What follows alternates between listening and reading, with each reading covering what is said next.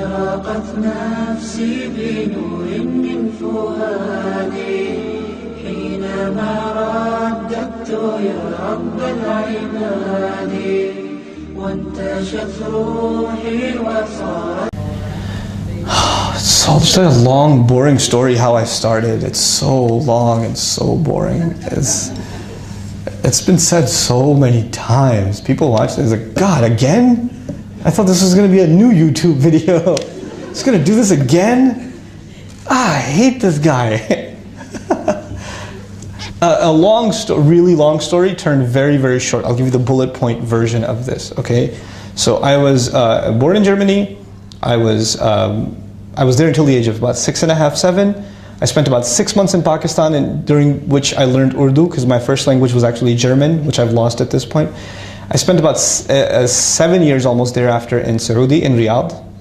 And I went to a Pakistani school, an extremely Pakistani school, where I learned a lot of Urdu, and played in the heat in the outside playground with, you know, a shirt tucked in with a tie, which is what it makes complete sense here, with shiny shoes. We played soccer with shiny shoes on, and it's supposed to be that way in the Khalij, right? So that's how it works. And so I did that for about 7 years. Didn't learn any Arabic or anything at that time, just kind of followed the Pakistani school curriculum that they have as a standard. Then we moved back to Pakistan for another about 9 months, and I did almost end of 8th grade, beginning of 9th grade in Pakistan, and then my dad got transferred to New York. And so about the age of 14, we moved to the United States. And I was in New York. I learned English the hard way by being laughed at constantly in New York. Went to high school there, went to college there. Small detail, but I kind of stopped thinking like a Muslim or acting like one or really believing while I was in high school. I completely lost touch with the religion. And I was that way in college too, and the first 2 philosophy courses I took didn't help. So they were kind of the icing on the cake. It really just put me over the edge. And it was Allah's mercy and His gift, and the gift in the form of a really good friend that I found in sophomore year, second year of college in Baruch College in New York City, that helped me kind of find my way back to the deen. And this wasn't through preaching, it was just through his good company. He was there for me, that's all it was really. And just a genuine friend.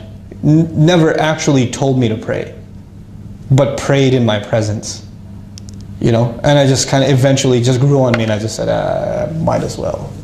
Just, you know, haven't prayed in a while. I hadn't even prayed Jum'ah or Eid or anything for years. That's where I was. But so, you know, and through him I got introduced to some really inspiring young people. I still remember he took me to an MSA meeting. You guys know what MSAs are, yeah? Muslim Students Association. So he took me to an MSA meeting in Columbia University. I still remember. Baruch College is a small college, and Columbia is a big Ivy League school and big deal. So he says, I want you to meet some people. He took me to this MSA meeting, and there's a circle of brothers and sisters, right? And they're discussing what they're going to do this semester. The things that they were going to do included, we're going to sponsor an orphan from Bangladesh. They had his picture. They were going to raise this money among each other, not even ask anybody else for money. We're going to give da'wah to at least 500 people. We're going to raise the Palestinian cause, and we're going to do so by talking about the atrocities that are happening to all of the clubs in Columbia University, in collaboration with 5 other universities, most of which are not Muslim Students Association, like the chess club and the ping pong club and all those clubs, and they'll all sign off on it, and they pulled this off. And they had an anti-Zionism conference at Columbia University, and sponsored by, and you had like a bajillion clubs mentioned underneath, and MSA was one of them, right? So you couldn't come after the MSA. And I'm sitting there going, my biggest concern was, am I eating pizza tonight or a fish sandwich? And these people are like, they're serious, they're thinkers. They think beyond themselves. This is incredible. And they're my age. Why are they so cool? Why are they so, I mean, I was just mesmerized by these people, you know? And through them I got introduced to my dear, one of my dear role models, Imam Siraj Bahaj from Brooklyn, New York. We became really good friends. And through him I also got introduced to a masjid which was actually very close to my house, but I never went there. The Muslim Center, where I met my Arabic teacher, Dr. Abdul Samia. And my love of Quran and my love of the Arabic language was a gift of Allah to me through him.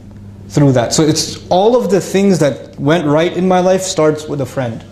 All of them. I gave that talk yesterday, right? It's all of it for me starts with a friend. All of it. And that guy, if you met him, you'd be like, that guy?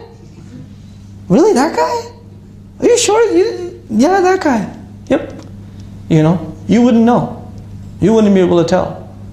But he's an unbelievable human being. He's an incredible person, right? So that happened, and then fast forward again, graduated college, got married while unemployed.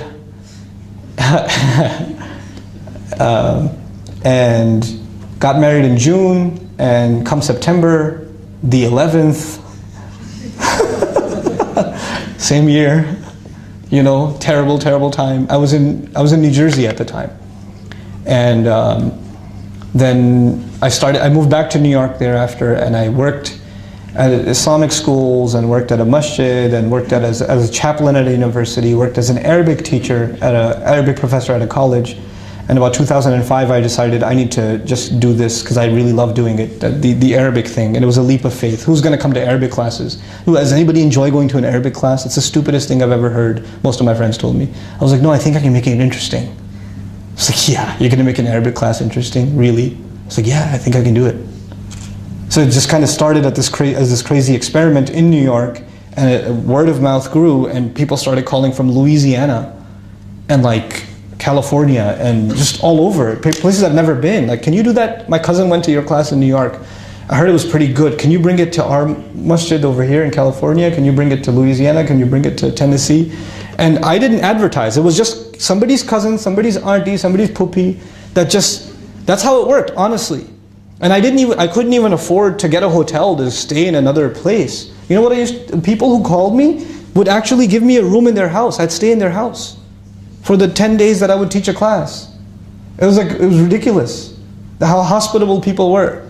I still remember one of the classes I went to in Boston. It was the 10 days I spent in Boston teaching a class, and I didn't have any place to stay. And the brother who set it up himself was a bachelor. He had a 1-bedroom apartment. Right? It was a 1-bedroom and a studio. Right? He said, I don't have any beds in my house. Sorry. I was like, I'll do the couch. I lived on his couch for 10 days. And like years went by. Recently I went back to Boston and he was there. I was like, you still got the couch? I want to sleep over. He goes, no, I have children now, sorry. So I was like, that's okay. You know? So that's really where it kind of all started. And it's snowballed since, and I feel like it's still just the beginning. Inshallah. A brother and then a sister will keep going back and forth. Yeah.